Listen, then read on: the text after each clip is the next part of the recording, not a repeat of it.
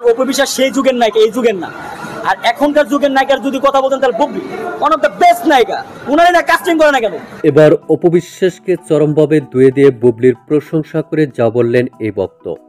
এ বিষয়ে বিস্তারিত জানতে শুরু থেকে শেষ পর্যন্ত ভিডিওটি দেখে সঙ্গে থাকুন। প্রিয় দর্শক, সম্প্রতি সিনেমা হলে সিনেমা দেখতে আসা এক ভক্ত গণমাধ্যমের মুখোমুখি হয়েছিলেন।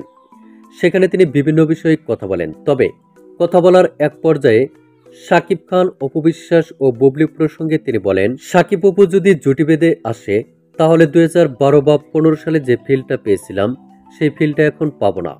অপবিশ্বাস সেই যুগের নায়িকা, এই যুগের না। আর এখনকার যুগের নায়িকার কথা যদি বলতেন তাহলে Bubly one of the best নায়িকা। ওনার নিয়ে কাস্টিং করে না কেন? ওনার সঙ্গে আমরা শাকিব খানের ছবি চাই। আরে ভাই, শাকিব খানের ওয়াইফ হয়েছে তো কি হয়েছে ভাই? শাকিব খানের সঙ্গে ছবির দিক না হিট তো দিছে, লাস্টে 5 দিয়ে কাঁপায় দিছে, বীর সিনেমা করছে, আরো কত সিনেমা করছে। আপনি একটা জিনিস খেয়াল করবেন, 2016 সাল থেকে এখন পর্যন্ত বুবলির যতগুলো সিনেমা আছে, বুবলির সিনেমা চলছে শুধু একমাত্র তার নামের কারণে।